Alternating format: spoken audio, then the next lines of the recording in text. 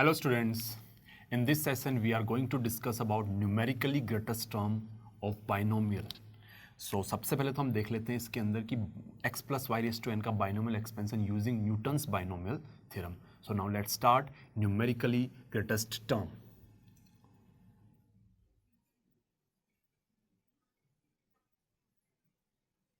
Numerically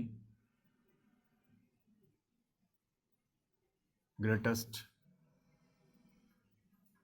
term. तो यहाँ से हम न्यूमेरिकली ग्रेटेस्ट टर्म के बारे में डिस्कस कर लेते हैं. तो सबसे पहले तो हम एक चीज़ देख लेते हैं x plus y raise to n का बाइनोमियल एक्सपेंशन. सो अगर हम देखें x plus y raise to n का binomial expansion x plus y raise to n equals to n c zero x raise to n plus n c one x raise to n minus one y raise to one plus NCN y raised to n. So we know that mod tr plus 1 is greater than mod tr. Now let us assume that modulus of tr plus 1 is greater than modulus of tr. So यहाँ से हम क्या लिख सकते हैं that modulus of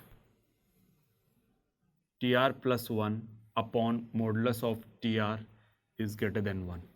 So यहाँ से क्या आ जाएगा n minus r plus 1 upon r into y by x is greater than 1. So ये क्या रहेगा अपना n minus r plus 1 upon r is greater than modulus of x by y. अब देखें कि देखो n minus r plus 1, n is always greater than r, that means n minus r plus 1 क्या रहेगा, हमेशा पॉजिटिव रहेगा और denominator तो ऑलरेडी पॉजिटिव है, तो अपन LHS से मोड हटा सकते हैं. तो यहां से क्या बन जाएगा अपने पास n minus r plus 1 upon r is greater than mod x upon y.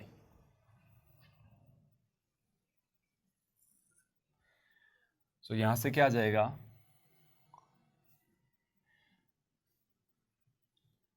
n minus r plus 1 is greater than r times modulus of x by y.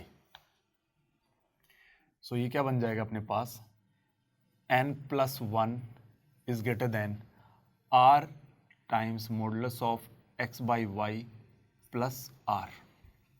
Minus से इसको अपन RHS में लेके आ जाएं, LHS में इसको ले आएं और इसको RHS में ले जाएं, तो ये क्या बन जाएगा minus of r into modulus of x by y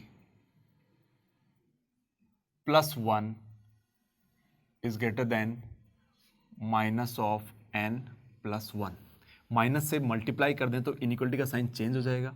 सो यहाँ से क्या आ जाएगा r into modulus of x upon Y plus 1 is less than n plus 1. यहाँ से आ जाएगा n प्लस 1. सो यहाँ से क्या रहेगा r is less than n plus 1 upon 1 plus modulus of x by y. So now let us assume that n plus 1 upon 1 plus modulus of x by y को हम assume कर लेते हैं कि सर this is p. इसको हम मान लेते हैं कि ये कोई p है. तो यहाँ से क्या आ गया हमारे पास r is less than p. अब आगे अगर हम देखें तो देखो 3 केसेस बन गए अपने पास. पहला केस क्या रहा अपने पास, पहले केस में हमने देखा कि modulus of tr plus 1 is greater than mod tr. अगर हमने ये अज्यूम किया था तो हमारे पास क्या आया था r is less than p. Result क्या निकल के आया r should be less than p. Second, if we assume that modulus of tr plus 1 equals to mod tr, तो यहां से हमारे पास क्या रिजल्ट आया r equals to p आएगा. थर्ड केस अगर हम देखें that modulus of tr plus 1 is less than modulus of tr, तो इसके अंदर हमारे पास क्या आ जाएगा जैसे r is greater than p. तो हमने जो केस माना था वो ये माना था कि modulus of tr plus 1 is greater then mode tr, तो उसके लिए हमारे पास रिजल्ट क्या आ गया r is less than p. And if we consider the case as mod tr plus 1 equal to mod tr obviously we are just concentrated on numerically greatest term के बारे में ही हम बात करना चाह रहे हैं। तो हमारे पास क्या रिजल्ट आएगा, r equals to p। If we had assumed that mod tr plus 1 is less than mod tr, then the result would be r is greater than p। अब देखो एक एग्जाम्पल से देखते हैं हम कि केसेस लेके देख लेते हैं। सबसे पहले हम एक केस लेके देख लेते हैं कि अपन ने जो भी अभी देखा कि if modulus of tr plus 1 is greater than mod tr था, देन हमारे पास r is less than p आया था। If modulus of tr plus 1 equals to mod tr था, देन हमारे पास r इक्वल्स टू p आएगा। If modulus of tr plus 1 is less than mod tr आया, then r will be greater than p। ये results हमारे पास आएंगे। So now let us assume कि if p equals to, case first ले लेते हैं इसमें, case first, if p equals to 5.2, अगर p की वैल्यू हमने 5.2 ले ली, that means p is not an integer. तो यहां से क्या कह सकते हैं हम, if p is not integer. अगर p इंटीजर नहीं है देन क्या रहेगा, तो हमने देखा कि भाई modulus of r is less than p के लिए पहले केस बना लेते हैं। तो r की वैल्यूज क्या क्या हो सकती हैं, obviously r will B N integer. तो r क्या क्या हो सकता है, सबसे पहले हम देख रहे हैं r लेस देन p के लिए, तो r कैन बी 1 2 3 4 एंड 5। तो r इक्वल्स टू 1 से लेके 5 तक के केस में हमारे पास क्या रहेगा, क्या रहेगा अपने पास, modulus of tr plus 1 is greater than modulus of tr आएगा। दैट मीन्स r की वैल्यू अगर मैं 1 पुट करता हूं तो क्या आ जाएगा, r if r equals to 1, if r equals to 1, then हमारे पास क्या रहेगा, modulus of t2 is greater than modulus of t1। If r equals to 2, तो similarly modulus of t3 is greater than modulus of t2। then if r equals to 3, अगर r की value 3 ले लेते हैं, then हमारे पास क्या आ जाएगा, modulus of t4 is greater than modulus of t3। if r equals to 4, if r equals to 4, then modulus of t5 is greater than modulus of t4। if r equals to 6 5 ले सकते हैं, 6 तो ले ही नहीं सकते। First case की बात कर रहे हैं, if r equals to 5, then क्या जाएगा, modulus of t6 is greater than modulus of t5। तो अगर हम इनको अरेंज करें, तो अरेंज करेंगे तो क्या बन जाएगा अपने पास, अरेंज करने पे आएगा अपने पास modulus of t1 is less than modulus of t2 is less than modulus of t3 is less than modulus of t4 is less than modulus of t5 is less than modulus of t6। तो ये तो बात हो गई जब r की value अगर हम p से छोटा लेते हैं तब। अब बात करते हैं if r equals to p। अब r इक्वल्स टू p वाला केस तो हम ले नहीं सकते, बिकॉज हम एक चीज जानते हैं कि r की वैल्यू हमेशा इंटीजर रहेगी, और हमने p क्या लिया हुआ है, एक 5.2, दैट मीन्स एक रैशनल नंबर लिया हुआ है, इंटीजर लिया हुआ नहीं है। 5.2 डेसिमल भी है, दैट मीन्स इंटीजर नहीं है। दैट मीन्स जो हमने वो जो सेकंड केस था r इक्वल्स टू p वाला, वो हम ले नहीं सकते। Now come to the point, if r is greater than p, अगर r की वैल्यू हम ग्रेटर देन p ले लेते हैं, तो if r is greater than p, अब r की वैल्यू हम p से बड़ी लेते हैं, देन देखो क्या आएगा, r की वैल्यू p से बड़ी जब रिजल्ट आया था तब हमारे पास क्या रहेगा कि मॉडुलस ऑफ tr प्लस 1 क्या less than modulus of tr रहेगा। तो r क्या क्या ले सकते हैं, r इक्वल्स टू 6 7 8 9, इस टाइप से बहुत सारे नंबर्स ले सकते हैं हम। तो जब से जैसे हम r की वैल्यू 6 रखेंगे तो क्या आ जाएगा, modulus of t7 is less than modulus of t6। r की value if r equals to 7 रखें तो यहां से आ जाएगा modulus of t8 is less than modulus of t7, ये रहेगा। If r equals to 8, if r equals to 8 लें तो modulus of t9 is less than modulus of t8। तो यहां से देखो क्या आ गया कि t6 सबसे बड़ा है, यहाँ पे t7 is less then t6, t8 is less then t7, t9 is less then t8। तो यहां से हमारे पास क्या आ गया, रिजल्ट क्या रहेगा कि modulus of t6 is greater than modulus of t7 is greater than modulus of t8 is greater than modulus of t9, इस टाइप से चलता जाएगा।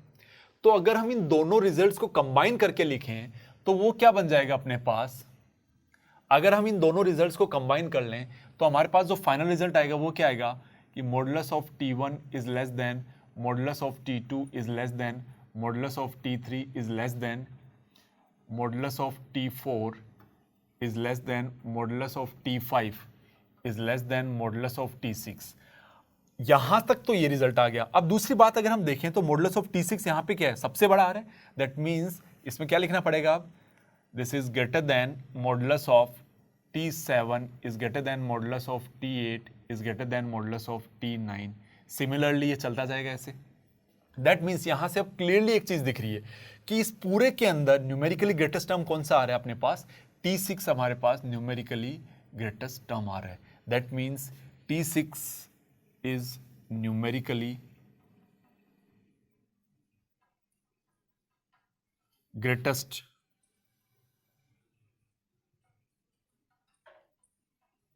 term। T6 is numerically greatest term।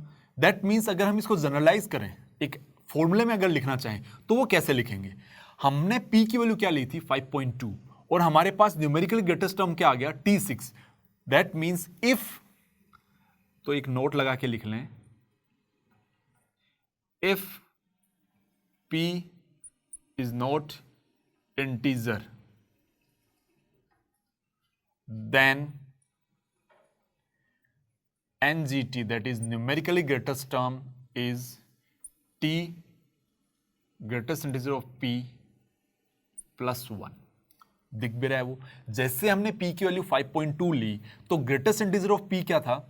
Example देख लेते हैं, ये वाला एग्जाम्पल हम वापस देखते हैं। जैसे मान लो हमने यहाँ पे इसमें क्या लिया हुआ था, P इक्वल्स टू 5.2, तो P की वैल्यू हमने क्या ली थी 5.2, तो ग्रेटेस्ट इंटीजर ऑफ P क्या आएगा हमारे पास इज 5, और न्यूमेरिकली ग्रेटेस्ट टर्म क्या रहेगा according to the formula, numerically greatest term क्या रहेगा T5 plus 1 that is equals to T6।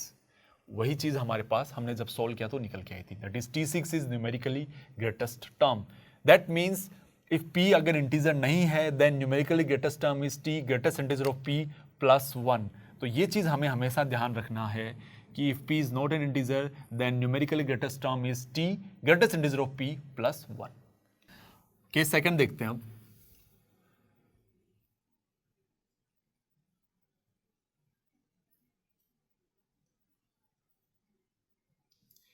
if P is an integer, अगर P को हम इंटीजर ले लें, if P equals to integer, P को अगर हम इंटीजर ले लें, that means let us suppose हमने ले लिया P की value equals to 5, P equals to 5 ले लें, तो P इक्वल्स टू 5 लेने पे देखें क्या आएगा। तो इसमें भी ऑब्वियसली हमें केसेस के अकॉर्डिंग चलना पड़ेगा। तो P इक्वल्स टू 5 में सबसे पहले एक चीज देखनी पड़ेगी, हम एक चीज जानते हैं कि अगर हम R की value if R is less than P, इसमें अगर हम देखें A पार्ट, अगर R को हमने लेस देन P लेते हैं तो R क्या क्या ले सकते हैं। अगर R हमने लेस देन P लिया तो उस टाइम पे मॉडुलस ऑफ TR प्लस 1 क्या रहेगा, हमें हमारे पास हमेशा ग्रेटर देन TR रहेगा। तो R हम क्या क्या ले सकते हैं, R इक्वल्स टू 1 2 3 एंड 4। तो यहां से अगर हम देखें तो ये क्या आ जाएगा, ये हम पहले ही डिस्कस कर चुके हैं। तो यहां से क्या आ जाएगा हमारे पास कि modulus of T1 is less than modulus of T2 is less than modulus of T3 is less than modulus of T4 is less than modulus of T5। ये रहेगा बिकॉज हमने क्या लिया हुआ, R equals to R is less than P लिया हुआ है, तो इसके रिजल्ट से हमारे पास ये आ जाएगा। अब देखो इसके अंदर तो B पार्ट भी हम ले पाएंगे, क्योंकि पिछले केस में हमने क्या लिया था, R की वैल्यू, P की वैल्यू हमने नॉन इंटीग्रल वैल्यू ली थी, तो उसमें R इक्वल्स टू P वाला केस हमने एलिमिनेट कर दिया था, बिकॉज हम एक चीज जानते हैं कि R हमेशा इंटीजर रहेगा। दैट मीन्स इस केस में अब हमें R को क्या लेना है, R equals to P equals to, अब क्या ले लें हम 5 आ जाएगा। तो उस केस में क्या होता है कि मॉडुलस ऑफ TR प्लस 1 किसके इक्वल रहेगा, मॉडुलस ऑफ TR के इक्वल रहेगा।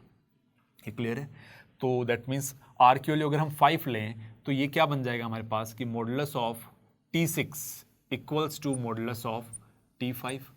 तो इन दोनों को अगर हम कंबाइंड रिजल्ट लिखें इन दोनों का, तो वो क्या बन जाएगा, that modulus of T1 is less than modulus of T2 is less than modulus of T3 is less than modulus of T4 is less than modulus of T5।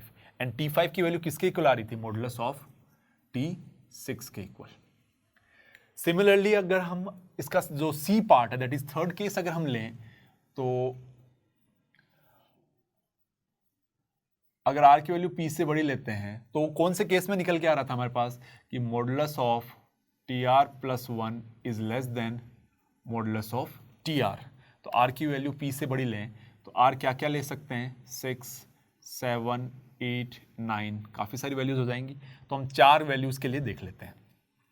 तो जैसे हम आर की वैल्यू 6 रखें तो यहाँ से क्या आ जाएगा, modulus of T7 is less than modulus of T6। R की वैल्यू अगर हम 7 रख दें, इफ आर इक्वल्स टू 7, तो यहाँ से आ जाएगा modulus of T8 is less than modulus of T7। If R equals to 8, R की वैल्यू अगर 8 ले लें तो modulus of T9 is less than modulus of T8। If R equals to 9 तो modulus of T10 is less than modulus of T9। अब इन दोनों के combination से हमारे पास जो रिजल्ट आया था वो ये था कि modulus of T1 is less than modulus of T2 is less than modulus of T3 less than modulus of T4 is less than modulus of T5 equals to modulus of T6। अब हम तीनों का combined result अगर लिखें तो वो हमारे पास क्या बन जाएगा, वो क्या रहेगा अपने पास, दैट इज यहां देख लेते हैं, इन तीनों का कंबाइंड रिजल्ट वो क्या आ जाएगा, mode T1 is less then mode T2 is less then mode T3 is less then mode T4 is less than mod T5 equals to mod T6। अब यहां से अगर हम देखें तो mod T6 क्या है, ग्रेटर देन mod T7 है, तो इस बार अब साइन आगे चेंज हो जाएगा, greater than mod T7 is greater than mod T8 is greater than mod T9 is greater than mod T10। Similarly आगे चलता चला जाएगा। तो अब इस पूरी सीरीज के अंदर अगर हम एक चीज देखें तो हमारे पास जो न्यूमेरिकली ग्रेटेस्ट टर्म्स कितने आ रहे हैं, 2 आ रहे हैं। भाई मोड T5 सबसे बड़ा था लेकिन mod T5 equals to mod T6 आ रहे हैं। That means we are getting 2 numerically greatest terms. तो यहां से अगर हम देखें तो न्यूमेरिकली ग्रेटेस्ट टर्म्स हमारे पास क्या आ गए, numerically greatest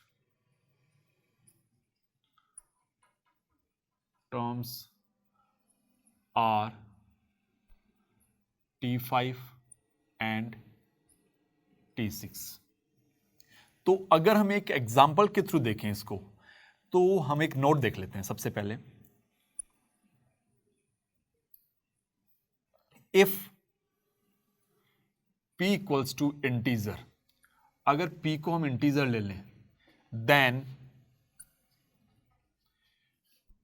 numerically greatest terms are, because यहां पे 2 हैं तो क्या रहेंगे, if P equals to integer then क्या क्या आ जाएगा, P इक्वल्स टू इंटीजर तो क्या रहेगा अपने पास, TP एंड TP प्लस 1। तो 2 न्यूमेरिकली ग्रेटेस्ट टर्म्स आएंगे, वो यहां से देख भी सकते हैं। एग्जाम्पल अगर हम देखें, एक हमने क्या लिया, इफ P इक्वल्स टू 5 तो according to the formula numerically greatest terms क्या रहेंगे हमारे पास, NGT क्या रहेंगे, T5 and TP plus 1 that is T6, और वही हमारा रिजल्ट निकल के आया।